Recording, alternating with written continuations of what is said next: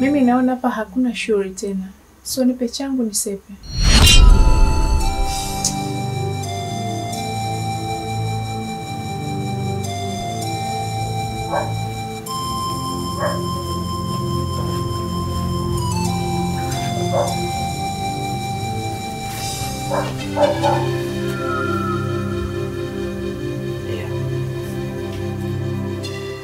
Lakini nilikuwa naomba msaada, nisaidie walau hata buku.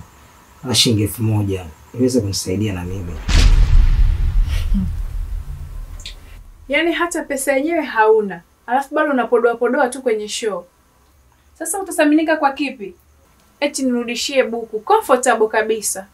Sikia nikwambie, wanawake hawapendi pesa pekee, bali vitu vinavyowafurahisha. Umeshindwa kunifurahisha kwenye show, basi hata pesa pia. Na siku nyingine ukiniita, hakikisha umejipanga na umekula vitu vya kukupa nguvu.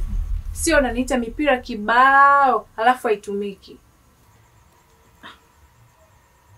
Lakini pia upunguze maneno mengi, hii itakusaidia kupunguzia aibu.